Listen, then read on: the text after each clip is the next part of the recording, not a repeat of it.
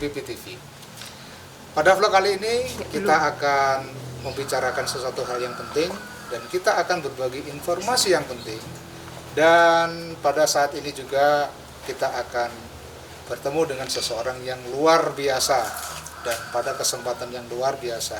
Walaupun hari Minggu weekend harusnya kita itu istirahat, tetapi beliau masih menyempatkan untuk bertemu dengan kita dan berbincang-bincang. Tetapi di sini ada sesuatu hal yang istimewa.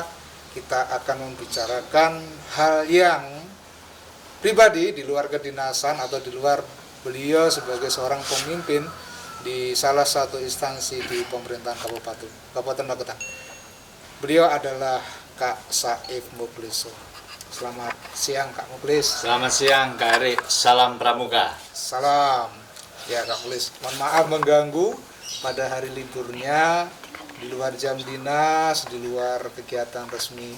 Tetapi di sini nanti kita akan berbincang-bincang dengan beliau mengenai reaksi dari keluarga terkait dengan segala aktivitas beliau baik di kedinasan ataupun di organisasi.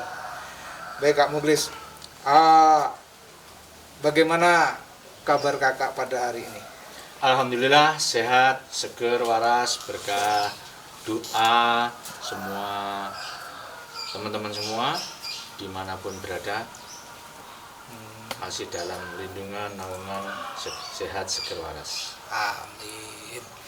Sama-sama Kak. Ini juga teman-teman juga sehat semua di sini walaupun tadi sudah sejak subuh sudah banyak persiapan, tetapi tetap yang namanya sebuah perencanaan itu ya bagaimana baiknya begitu. Gini Kak Mukhlis. Di sini Kak Mukhlis adalah seorang sosok juga pimpinan dan sekaligus juga pejabat publik. Di mana Kak Mukhlis juga salah satu contoh figur dari masyarakat Magetan pada umumnya. Kak Mukhlis, kesibukan kakak sehari-hari, terus kemudian di sisi lain dengan latar belakang keluarga, di mana keluarga di sini adalah ikut andil kuat dalam proses karir Kak Mukhlis sampai detik ini sebagai seorang kepala dinas dan menjadi ketua dari beberapa organisasi. Mungkin sedikit cerita Kak tentang biografi Kak Mukhlis, mungkin saudara, tempat tanggal lahir, ayah, ibu, istri, anak. Sedikit cerita Kak untuk kami Kak. Monggo Kak. Oh ya Kak Erik, jadi saya ini namanya keluarga itu segalanya. Siap. Untuk saya dalam hal suka dan duka serta ini yang mendukung penuh untuk saya menjadi seperti ini. Kalau tanya usia, kira-kira saya ini usia berapa Kak Erik? Kalau usia mungkin sepantaran dengan Pak Lek saya mungkin kepala 4 lah. Ini tebakan saya. saya 47 tahun yang lalu. Benar kan? Lahir di sini juga. Ya, saya ini asli dari desa Pelosok Magetan. Desa Sumber Dukun, Kecamatan Ngariboyo, Kabupaten Magetan. Ya. Kemudian saya ini 4 bersaudara. 4 bersaudara. Sulung, adik saya ini ada yang di sini juga 1, kemudian ada di Malang dan satunya ada di Luanggi. Gitu di sana.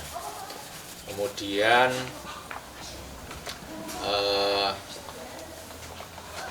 orang tua saya sama, saya ini hidup bersama orang tua. Jadi satu keluarga besar di sini ini sama orang tua, adik yang paling bungsu. Iya Kak. Terus sekolah saya SD ya di sini. Kemudian SMP 1 Magetan, saya SMA-nya di SMA 2. Kemudian selepas lulus SMA waktu itu ada lowongan pekerjaan. Pada waktu itu usia berapa Kang Gus?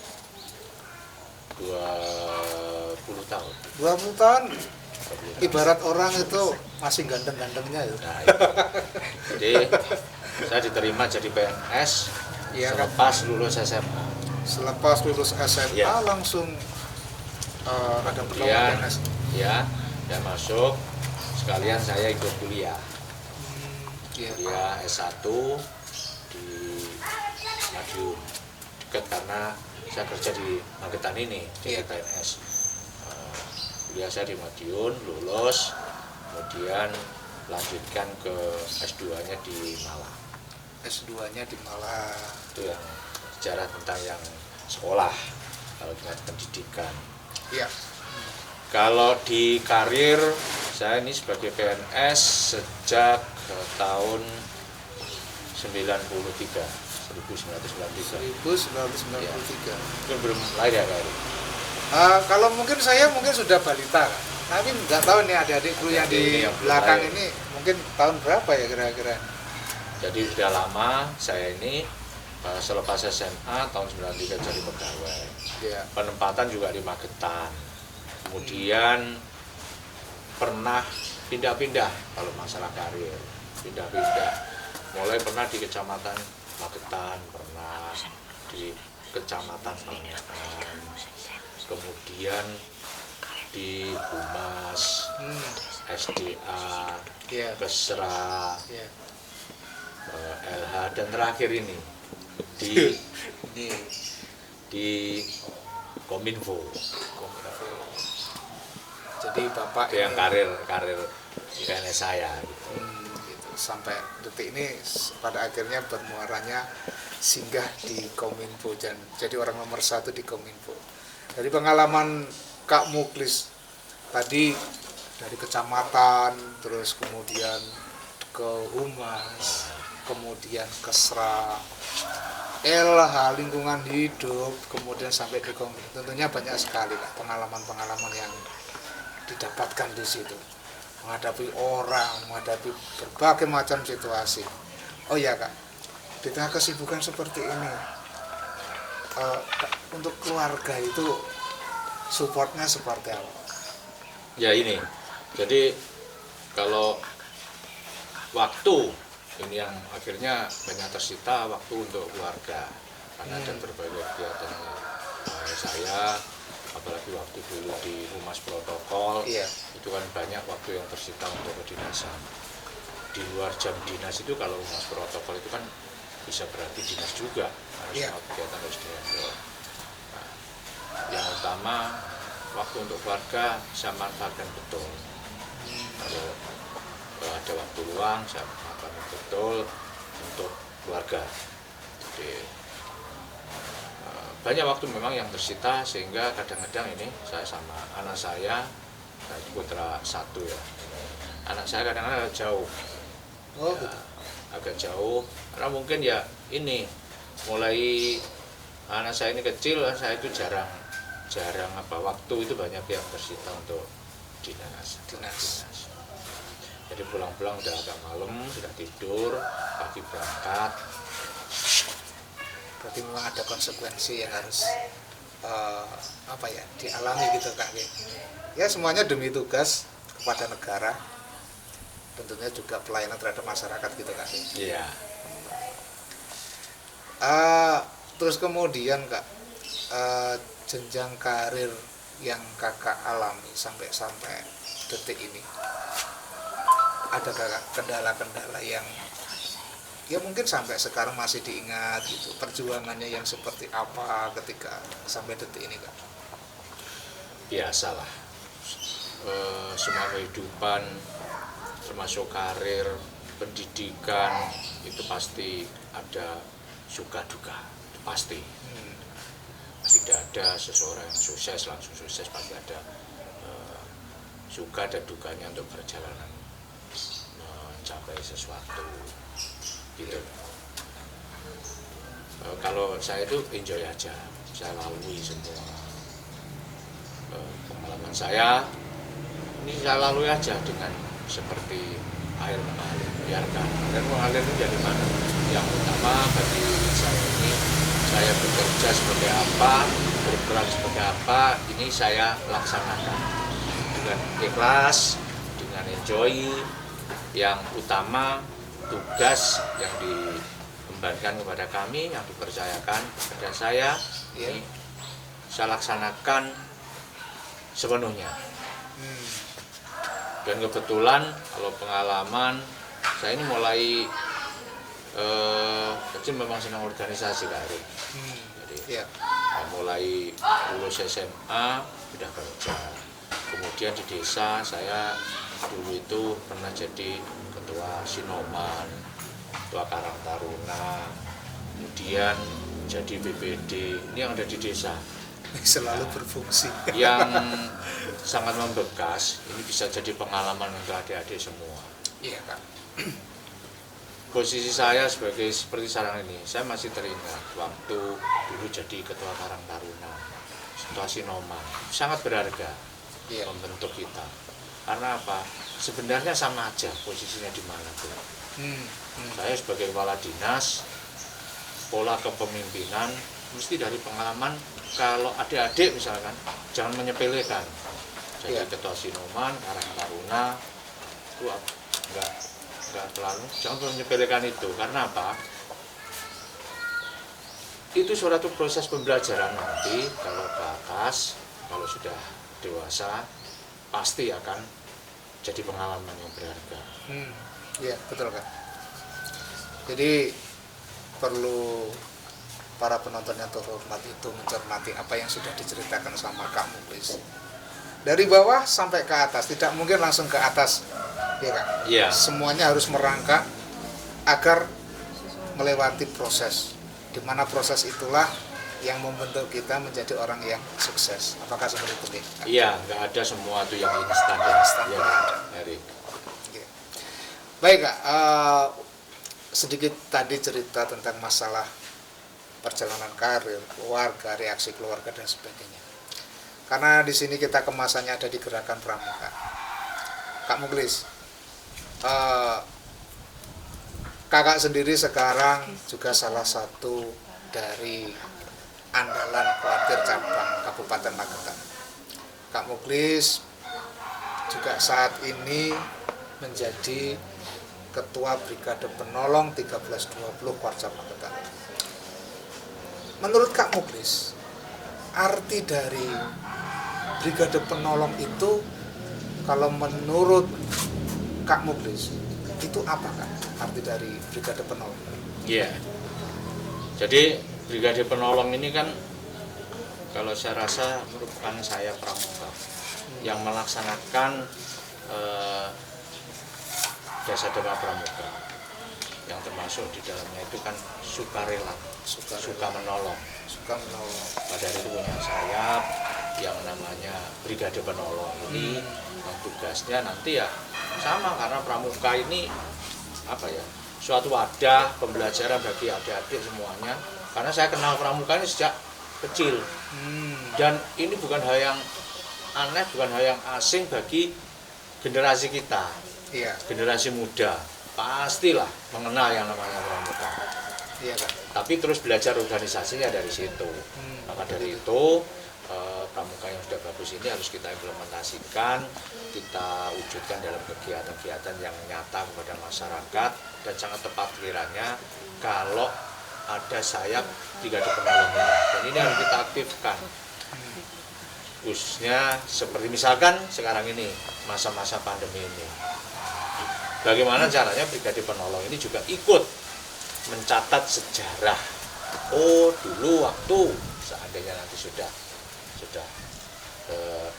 seusia saya adik-adik ini, atau mungkin sudah meninggal, kami jadi kenangan luar biasa kejadian pandemi ini.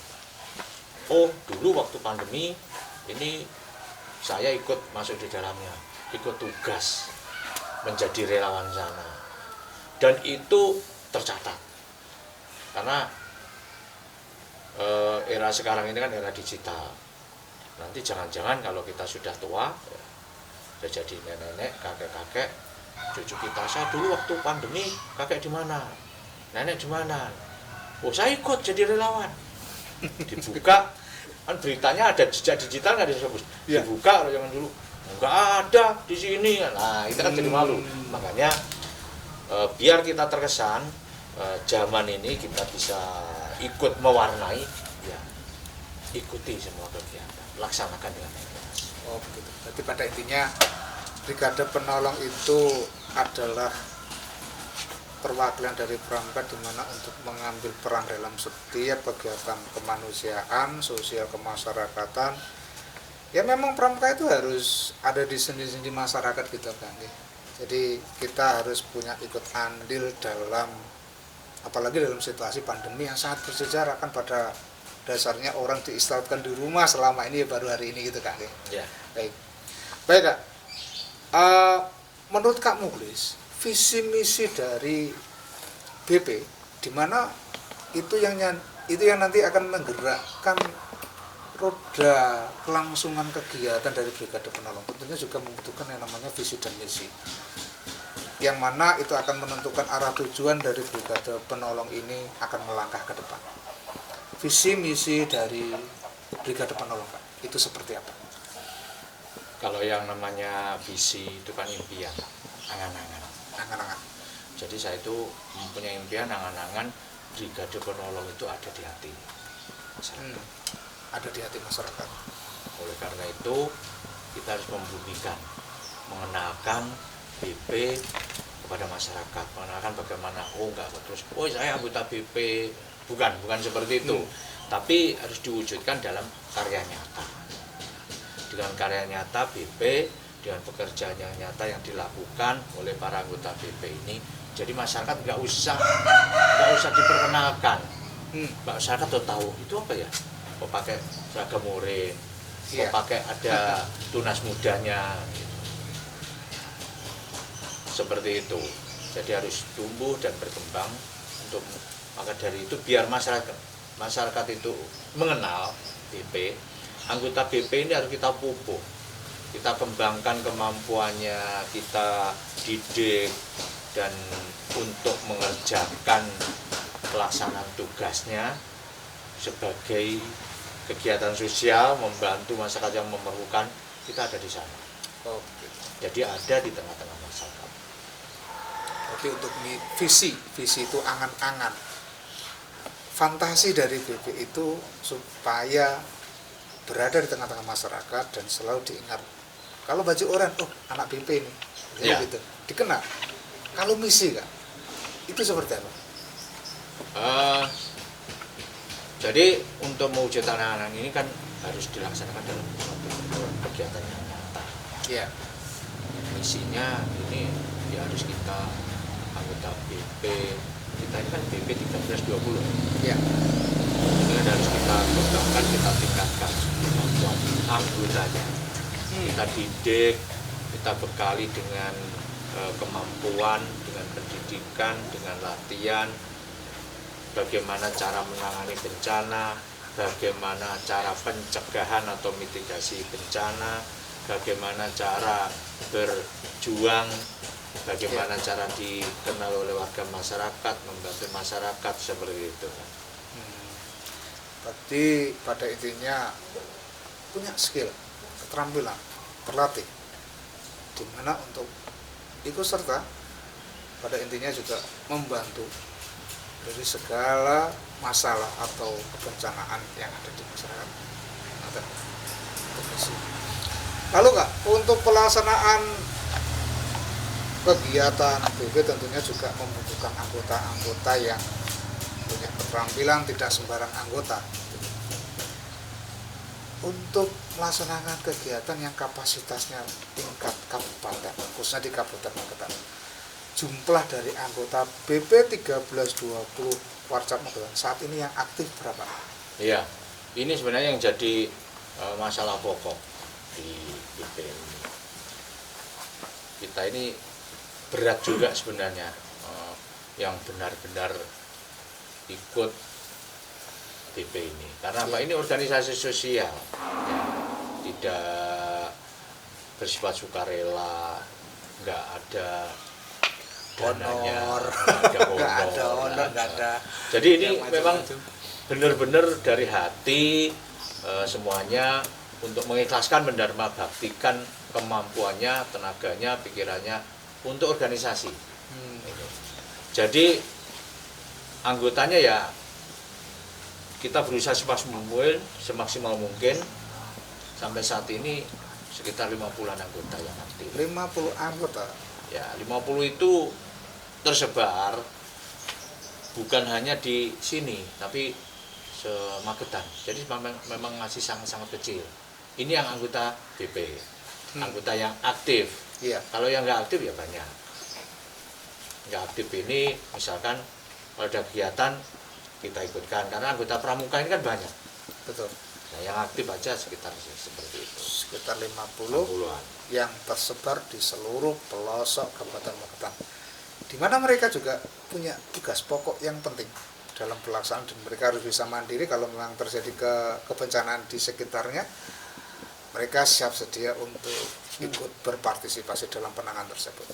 Baik kakak, tentunya kalau di sebuah organisasi itu pasti ada yang namanya masa bakti terkait dengan kepengurusan.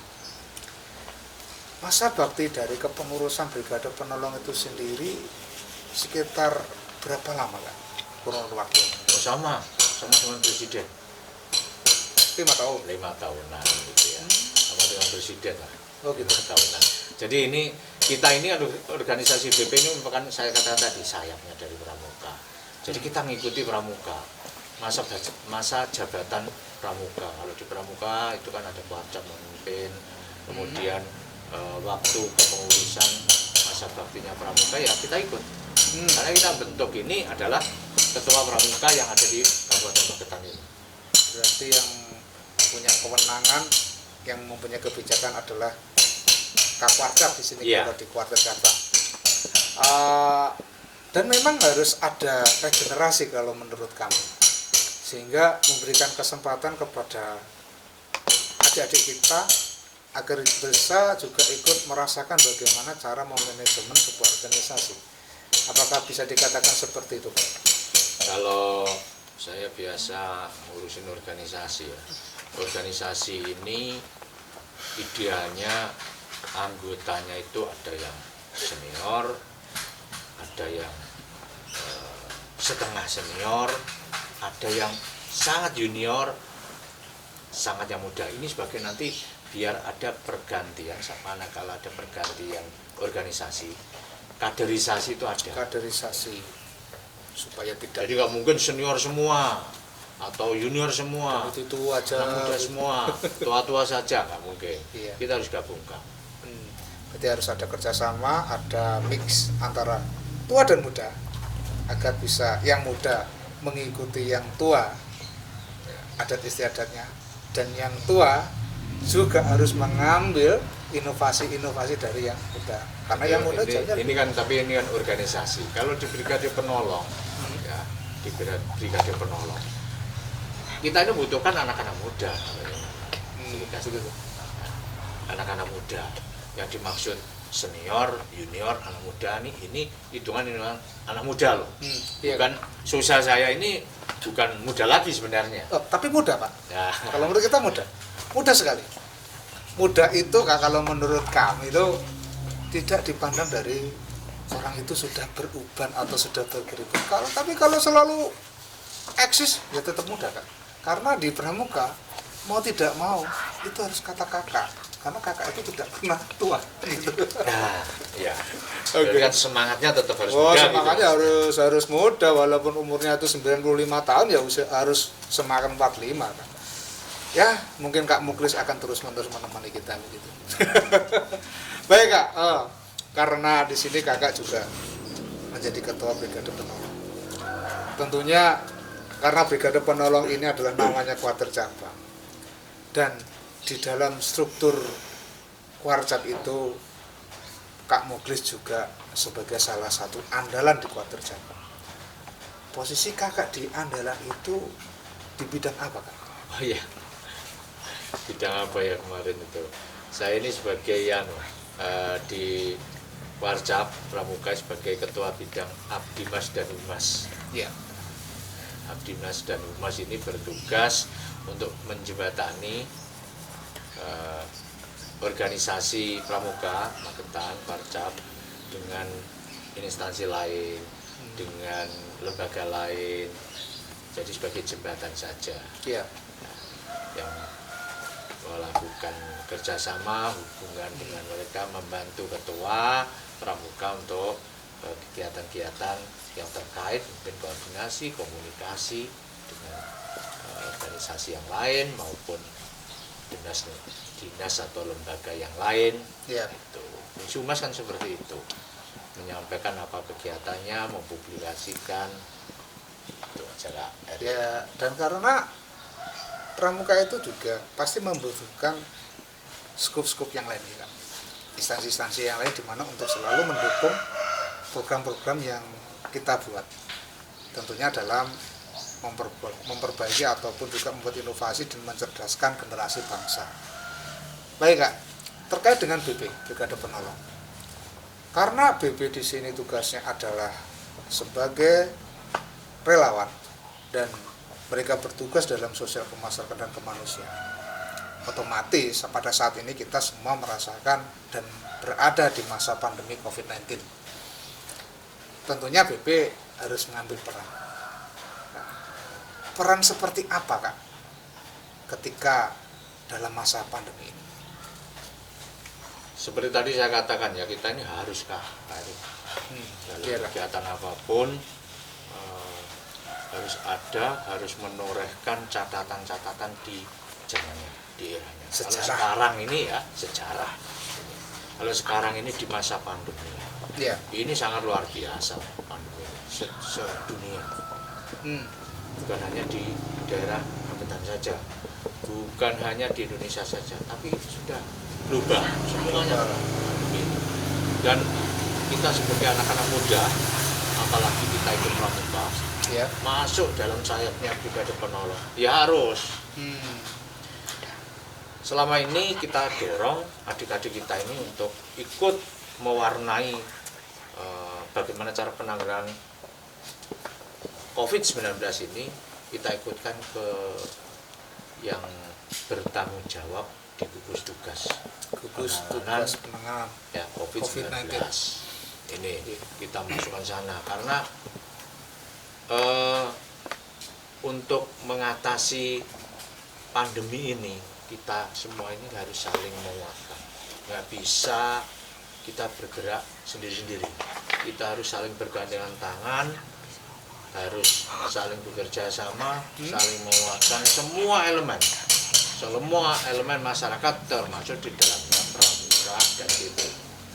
Jadi saya keliling itu, adik-adik itu ada di situ berpartisipasi. Ya, suatu misal kalau kemarin gugus tugas ini ada yang kita membuat pos penjagaan untuk antisipasi, untuk mengedukasi warga masyarakat. BB ada di situ, ikut bergabung dengan gugus tugas yang telah dibentuk oleh pemerintah sebagai tenaga sukarela. Kembali sukarela loh ya, suka menolong. Karena namanya aja Brigade Penolong. Tapi jangan sampai kalau kita itu jadi ditolong, kan ya lucu. Iya. Brigade Penolong akhirnya ditolong. Nah, maka dari itu kan perlu skill Kak. Iya. Gitu. Soalnya begini Kak, kemarin kita satu tim itu sudah diterjunkan ini atas perintah Kak Muklis di posko. Kebetulan kalau saya ambilnya yang dekat aja Kak dengan rumah. Karena pada itu kebijakannya kan memang ditempatkan pada daerah masing-masing. Kebetulan saya ada di lokasi perbatasan antara Magetan dan Madiun sebelah utara.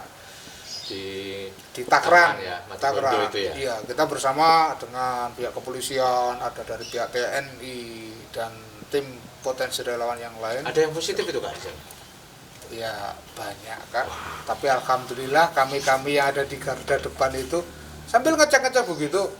Dan kita menemui dari berbagai macam karakter orang, yang mana ada yang mudah diajak ngobrol, ada yang sukar, ada yang macam-macam begitu loh Kak. Tapi dalam prinsipnya memang tugas jadi relawan itu ya kalau bisa dikatakan berat, nanti kita tidak jadi relawan Kak. Tidak relawan, kan begitu. Jadi ya memang berat, maka hargai relawan gitu istilahnya seperti itu kan. Tapi alhamdulillah dari tugas kita kemarin, perhatian dari pimpinan juga sangat berarti buat kami juga merasakan kita tidak minta loh, tapi sudah diperhatikan sama para pimpinan utamanya Kak Muklis di sini. Iya. Ya, oke, tepuk tangan boleh dong. Ya, ya jangan sungkan-sungkan Kak, bantu kami. Luar biasa tapi saya lihat tadi luar biasa. Iya Kak. Waktu apa ini Natal tahun baru ada di jalanan juga. Iya. Saya waktu mengunjungi gereja ada di sana. Di gereja apa kemarin? Terus di Oh iya, Regina Pacis itu Regina kemarin. Pacis ada. Kemudian waktu Idul Fitri Ya, Idul Fitri ada kita tugas. juga. Di jalan juga ada. Ya di jalan. Ya memang Yang paling itu senang, masa pandemi ini iya. di posko itu saya lihat di posko gugus tugas ada di situ, tidur di situ juga. Hiburan tersendiri Kak. Katanya di rumah itu boring karena sudah lockdown lama-lama di rumah, akhirnya boring. Jadi ada benarnya juga ketika ada yang bergabung di Brigade Penolong, yang lainnya ditahan di rumah, tetapi kalau sudah pakai baju PP, naik apalagi naik rangernya BPBD itu senang gitu, kirim-kirim foto gitu, katanya mau operasi gitu, wah keren ya, gitu. Tapi kalau lama-lama ya janganlah. Tapi mereka tetap senang Kak, dan perhatian dari pimpinan juga sangat. Ya kami mengucapkan banyak terima kasih begitu. Padatnya seperti itu. Baik Kak, ketika si BP ini dan rekan-rekan BP ini menjalankan tugas, otomatis juga perlu adanya skill. Jadi perlu diketahui untuk para penonton yang terhormat, BP itu tidak langsung kok diturunkan di lokasi kegiatan.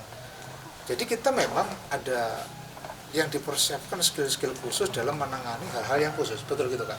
Iya, itu tadi Kak Erik ya. Masa namanya Brigade Penolong, suka menolong, nanti jangan-jangan jadi Yang ditolong. Nah, gitu. biar nggak jadi yang ditolong, ini harus kita bekali. Oke, berarti proses pendidikan kan? Nah, proses pendidikannya itu seperti apa Kak?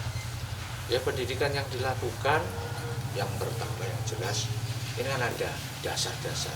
Kita beri dulu sebelum kita turunkan, kita bekali dengan diklat pendidikan dasar. Diklat dasar. Bagaimana dasar untuk menolong orang dengan mungkin dasar trauma healing, bagaimana dasarnya untuk melaksanakan pembuatan dapur umum, Begitu. water rescue, pertolongan pertama, water rescue, manajemen administrasi, manajemen kepemimpinan. Iya. Ini kan setelah kita berikan teori, ya, ini kita simulasikan, Disimulasikan, kita dipraktikin gitu. dipraktikkan, ya. Biar nggak canggung nanti. Iya. Jadi bukan masuk nanti terus langsung kita tugaskan, enggak, kita bekali dulu. Iya. Kalau itu nanti bukan brigade penolong yang suka menolong, tapi bisa-bisa nanti Suka ditolong. suka ditolong gitu. Kan ya lu jadi suka ditolong. Kamu suka ditolong? Enggak toh? Iya, harus jadi penolong ya? Iya. Oke. Baik. Kalau sudah melalui proses pendidikan, otomatis kita juga harus memprogramkan terkait dengan kegiatan apa saja buat mereka. Jadi tidak serta-merta ketika sudah ikut pendidikan, terus selesai, pulang, lupa. Tetapi juga harus diimplementasikan di kegiatan di luar. Nah, otomatis kita juga harus mengenal tentang jenis-jenis kegiatan PP. Nah, Kak Muklis nih, kegiatannya apa Kak? Jawabannya ya. Ternyata yang paling utama bagi saya adik-adik ini sukarela. Sukarela dulu. Ya. Mau dan mampu. Rela berkorban itu. Semuanya lah. Kalau memang pramuka ini kan di sini senang, di sana senang. Ya, ya jangan setengah-setengah lah kan gitu. Kemudian kalau masalah tugas, masalah itu banyak sekali. Di rumah misalkan ya, di rumah ini harus dimulai ya Pak, peduli pada lingkungan. Masa nanti anggota brigade penolong rumahnya kotor, ya. Terus banyak sampah. Iya Kak. Ada kemudian buang sampah sembarangan gitu. itu yang paling utama dulu, dari dasar, mulai dari diri sendiri. Nah setelah itu nanti kalau tugas banyak sekali juga yang diperlukan. Seperti sekarang ini masa pandemi ini banyak kan tugas di gugus tugas ada di sana kan, tahu bagaimana cara penanganan yang jadi korban terpapar seandainya ada. Karena ini paling utama. Rata-rata karena awam, karena nggak mau tahu juga. Ada yang pengalaman kami ini, ada yang terpapar COVID panik. Ini di mana-mana gitu. Warga masyarakat panik, Pak. Apa yang harus dilakukan nggak tahu. Nah inilah yang brigade penolong yang tahu di situ ya, memberi pencerahan, memberi edukasi bagaimana cara menangani itu. Kalau enggak paling tidak ya lapor ke gugus tugas atau ke pimpinannya. Itu Pak. Berarti dengan kata lain, BP itu kegiatannya menyesuaikan situasi dan kondisi. Misal pada saat pandemi ya gabungnya di gugus tugas, tadi sudah diceritakan ya Kak. Terus kemudian melaksanakan tugas apa yang menjadi tugasnya di gugus tugas, seperti sosialisasi, juga memberikan pengarahan terkait dengan corona dan sebagainya. Memang kita tidak boleh panik Kak, terkait dengan corona ini. Ada yang sampai anti sosial begitu kan juga tidak perlu seperti Nggak itu. perlu. Ya. Sebenarnya ya tidak apa ya, sudah ada cara, sudah ada protokol kesehatan, sudah ada, ya tinggal melakukan itu. Jadi begitu kan Kak. Ini mungkin dari para penonton yang melihat dalam tayangan ini, aduh BP kok letaknya asik gitu, kelihatannya asik. Apakah yang menjadi syarat utama atau syarat khusus untuk menjadi seorang anggota brigade? Syaratnya sebenarnya mudah. Mau. Mau. Dan nanti kalau kemampuan kita bekali. Yang utama pertama kemauan. Kalau syarat-syarat khusus pasti ada lah. Semua organisasi termasuk BP ini pasti punya syarat khusus. Tapi syarat utamanya yang penting mau dulu. Kalau syarat khususnya karena ini suka menolong itu tadi, suka menolong. Ini yang kita pilih yang otomatis yang muda-muda. Yang muda-muda masih energi, masih kuat ya. Karena fisik ini kan juga berpengaruh. Kalau yang kita butuhkan kalau nanti ada kejadian sesuatu, bencana atau apa, nah ini kuat yang di lapangan, yang siap terjun. Iya, sukarelawan ini kan siap semuanya. Yang utama itu sehat jasmani dan rohani. Jadi syarat utama kalau menurut saya mau aja cukup. Berarti cukup mau, ada kemauan dan rela. Itu modal utama. Terkait dengan pembekalan, apa yang harus dibekalkan itu biar jadi urusan tutornya. Ya. Jadi ya memang harus belajar dulu Kak. Harus belajar dulu, mau belajar dulu, kemudian ya jadi anggota BP dan siap untuk diterjunkan. Secara administratif Kak, tentunya kan juga harus data, juga harus lengkap begitu. Tidak hanya sekedar mau saja atas keinginan. Bagaimana Kak cara mendaftarkan dan bergabung di Brigade Penolong, khususnya di 1320 Polsek Magetan? Ya, jadi sangat-sangat mudah lah kalau mendaftar. Yang namanya Brigade Penolong, daftar agak susah. Ini aja relawan. Iya. Ya, untuk mendata aja lah kita daftar. Nanti lihat di sini Kak. Ya. Oh di bawah, di tayangan di bawah ini ya. Nanti alamatnya di situ. Kita punya website, ya, punya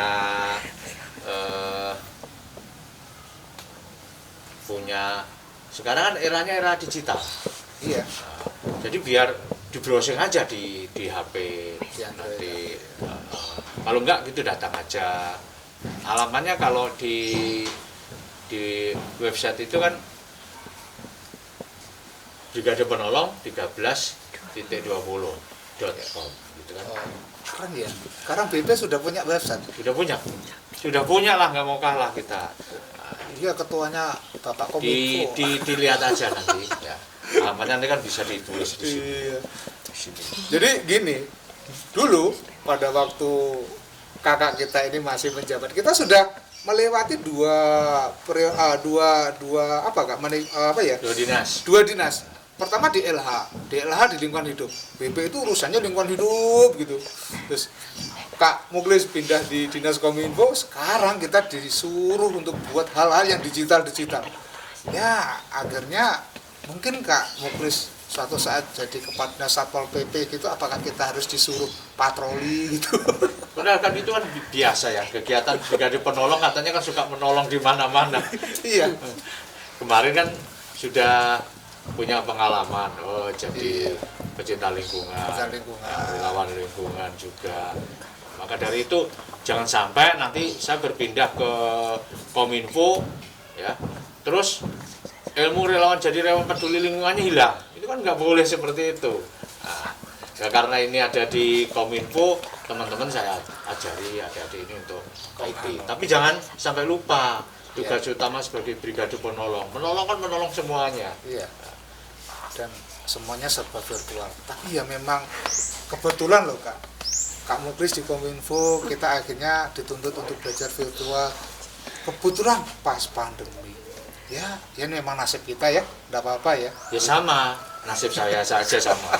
Waktu saya itu di Kominfo, sekarang nggak ada lagi, istilahnya kan trennya itu apa-apa serba virtual, serba online. Ya kita nggak tahu juga. Lah makanya nanti kalau bisa kok sampai di Satpol PP ya kita siap-siap untuk jadi tim patroli ya. Mohon maaf Bapak Satpol PP ya, tidak seperti itu, semuanya bagus, good job Bapaknya. Oh ya Kak, di BP itu kan otomatis seperti yang sudah dikatakan di awal, memang kita harus ada di mana saja, dan kita juga harus perlu dengan orang generasi yang sudah lebih dewasa. Maka dari itu kan di BP itu ada anggota dewasa dan ada anggota muda. Ya. Tujuannya kan tidak kan seperti pramuka itu orientasinya orang masih muda, masih anak-anak, usia penegak, usia pandega. Rata-rata seperti itu. Kenapa di BP ini kok ada anggota dewasa juga anggota muda? Tujuannya seperti apa, Kak? Tadi saya katakan suatu organisasi itu idealnya pasti ada yang senior, tua, ya, ada yang agak senior, ada yang junior, ada yang sangat junior. Nah, ini kan selain dari organisasi, kaderisasi, kalau nanti sewaktu-waktu yang senior ini sudah melangkah ke lebih lanjut, ya ada penggantinya. Nah, kalau nanti muda semua, manakala ada pergantian, ya. Yang bawahnya belum siap. Kalau senior semua, maksud saya kalau senior semua habis. Nah, maka dari itu ini kan kita persiapkan secara matang. Kategori dewasa itu kan biasanya sudah kita anggap mampu, cukup, betul. Baik secara mental, psikis.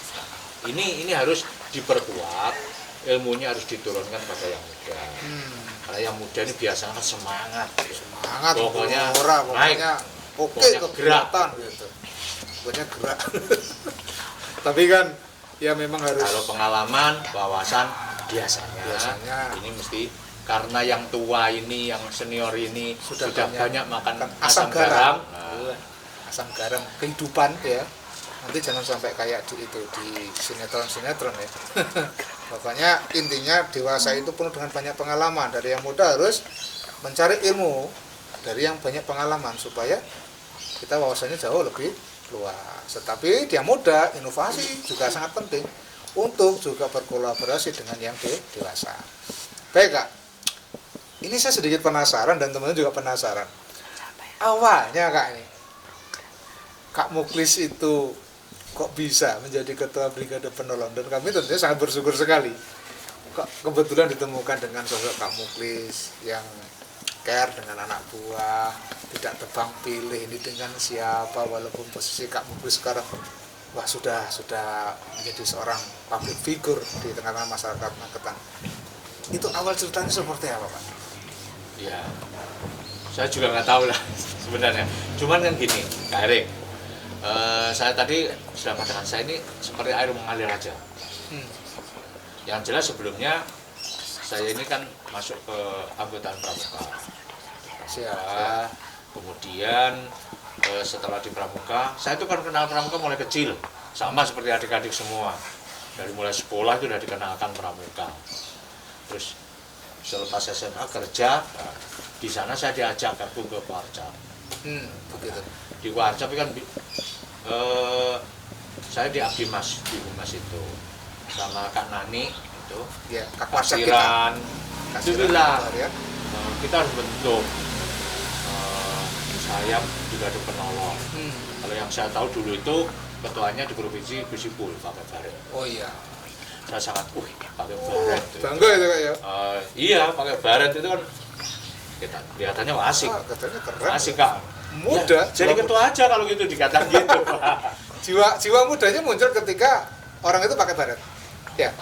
Ya, jadi semuanya harus pakai baret. Baik Kak. Untuk gini, kan Kak Mudis ketua Brigade Penonton tentunya dalam setiap melaksanakan programnya pasti harus ada target kesuksesan dalam menjalankan program tersebut. Secara pribadi Kak, seorang BP itu bisa dikatakan sukses. Apa yang dicapai? Itu seperti apa? Apakah programnya? Apakah kesuksesan programnya itu harus tuntas? Apakah ada makna lain? Nah, kalau menurut Kak Mudis? Kalau kita itu masuk organisasi, kalau saya ini kan sudah pasti ada tugas pokok dan fungsi seperti apa, kegiatannya apa kan pasti ada. Nah, ini saya laksanakan aja dengan enjoy. Saya laksanakan dengan optimal. Iya. Nggak ada beban sedikit pun mungkin dari saya. Target harus gini. Ya kita laksanakan aja sesuai dengan ketentuan, dengan aturan, dengan peranan yang harus dilakukan. Nah, biar pekerjaan ini sukses, tentunya membutuhkan sentuhan style seni tersendiri.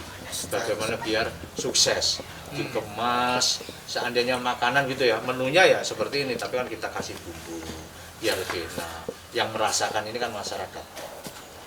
Nah, ini seleranya masyarakat maunya seperti apa, menunya sudah ada. Berarti kesuksesan itu tidak bisa diukur, oh ini tidak harus nol dari kesalahan, zero kesalahan. Berarti tidak. Kesuksesan itu diukur dari apa imbal balik, umpan balik ke kita ketika kita sudah melakukan sesuatu yang berguna untuk masyarakat. Ini seperti itu kita. Ya. Baik Kak, ini kalau tadi kesuksesan terkait dengan masalah program sudah. Otomatis pernah dong Kak Mudis mengalami sebuah situasi cerita yang sangat berkesan ketika kakak selama bergabung di Gerakan Pramuka, utamanya pengabdiannya di kuartir cabang Kabupaten Magetan. Ada cerita khusus enggak? Kak? Jadi saya ini paling senang sebenarnya kumpul-kumpul. Sampai saya ini kalau di rumah ini ya, di desa ini, Ya. kumpul saya itu mulai anak muda apa ini orang tua sampai di bawah anak saya. Manggilnya saya itu Mas. Oh, gitu. Yang apa kadang-kadang saya ini dalam hati kan Mas, seperti temannya sendiri dipanggil gitu. Datang sini ke rumah ngobrol-ngobrol ya saya ladenin aja.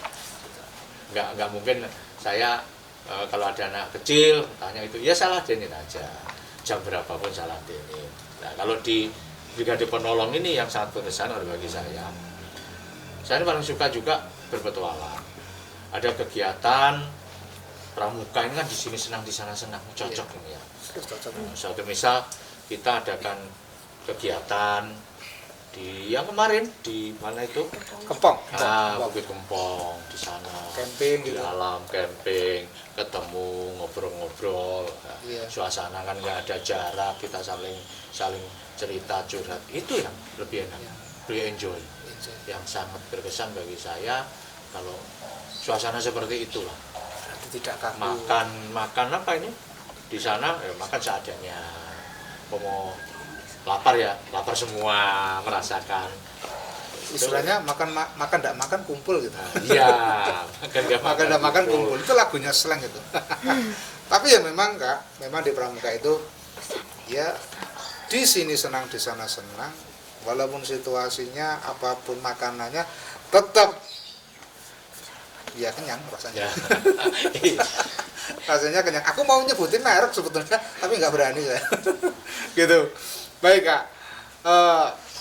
Untuk terakhir nih Kak, pesan-pesan motivasi untuk adik-adik Brigade Penolong, baik yang sudah lama ataupun mau ikut bergabung, pesan-pesan dan motivasinya Kak untuk yang ada di rumah.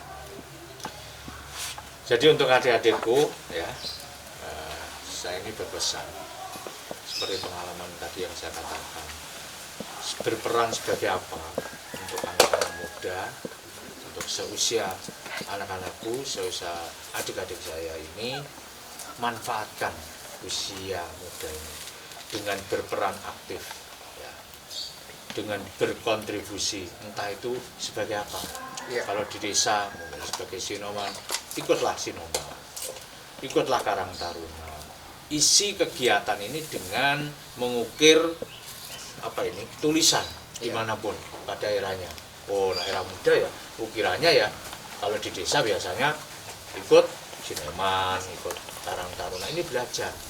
Kalau nanti seusia saya, ini akan terasa. Jadi saya pernah mimpin gini. Suatu saat waktu saya itu diangkat jadi pejabat itu kan masih sangat muda juga. Tapi saya nggak canggung. Pengalaman yang saya pikirkan, ini paling ya sama seperti waktu saya jadi ketua Sinoman. Waktu jadi ketua Karang Taruna. Sama. Seandainya presiden pun kemungkinan juga sama. Nah, presiden memimpin rapat kabinet. Ya mungkin waktu dulu Pak Jokowi mungkin jadi ketua Sinoman ya sama. Cuman kan kapasitasnya aja lebih besar. Maka dari itu nggak ada lah hal yang untuk adik-adik, hal yang kecil ketua Karang Taruna itu apa, Sinoman itu apa. Itu sangat berkesan kalau kita bisa memanfaatkan peran masing-masing. Berarti dengan berkesimpulan, untuk menjadi sesuatu yang besar dimulai hal yang kecil dulu. Jadi ketua Karang Taruna, siapa tahu jadi pejabat. Gitu kan. Jadi presiden kan sama, yang dipimpin kan negara. Nah, kalau Karang Taruna yang dipimpin kan desa itu. Desa itu, masyarakatnya, anak-anak mudanya. Padahal itu hanya sekedar ketika kita, biasanya kalau Karang Taruna itu kegiatannya kan ya banyak kan. Iya. Hajatan, arisan, kumpul-kumpul, acara kepemudaan, ada voli, macam-macam kalau yang sudah ada seperti itu. Ya memang itu pengalaman-pengalaman yang sederhana, tetapi malah justru bisa membawa Kak Muklis pada titik sampai saat ini. Jadi begitu Kak, Iya. utamanya. Iya. Seperti air mengalir gitu ya. Iya. Ini mengalir terus, nanti entah sampai kemana. Nah, gitu. Nggak tahu. Kita aja bersyukur, dan seperti yang sudah dikatakan, kita bertemu di kegiatan pramuka itu ya seperti air mengalir. Baru tahu sama Kak Muklis, kita ngobrol, cocok utamanya, cocok, terus akhirnya keterusan. Gitu Kak, sampai sekarang. Kapan kita nanti mau kemah lagi? Mau ke gunung lagi? Ini Kak, ini yang sering-sering ini ditanyain sama kawan-kawan. Kapan ya Kak kita bisa melakukan itu lagi gitu. Kita ngikut aja sama Kak Muklis, kapan kita siap gitu. Siap, nanti untuk masalah kendaraan gampang lah nanti Kak. Tinggal ngebon aja siapa kendaraannya. Kalau dulu pakai LH itu, pakai itu Hilux itu, saya seneng itu teman-teman Kak itu. Pakai Hilux gitu. Tapi terima kasih Kak atas segala apresiasi buat kami. Kami sangat bersyukur mempunyai pimpinan seperti kamu. Yang penting tetap semangat gitu ya. Siap. Untuk adik-adik di rumah dimanapun tetap semangat, masih suka menolong, Ya, siap. mau dan mampu nanti tugas kita. Ya. Jadi adik-adik, yang penting adik-adik itu ada kemauan. Siap. Nah, di sini untuk para penonton yang ada di rumah, apabila ingin bergabung di BP, kami siap menerima, dan kapanpun kami siap untuk memasukkan data Anda di keanggotaan Brigade Penolong. Syarat utamanya adalah harus mampu, tentunya juga harus sehat. Dan di akhir Kak, kami ucapkan banyak terima kasih atas waktu yang diluangkan buat kami, sehingga kita masih bisa berbincang-bincang pada siang hari ini walaupun di dalam kondisi liburan weekend. Semoga apa yang jadi pembicaraan kita pada siang hari ini menjadi pencerahan untuk seluruh para penonton yang melihat tayangan ini.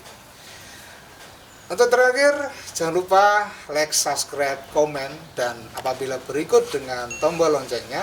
Kemudian jangan lupa kunjungi kami di website kita di bb1320kuarcamagetan.com dan next servernya di bbtv1320. Dan cukup sekian, salam pramuka dan terima kasih telah menonton. Salam pramuka.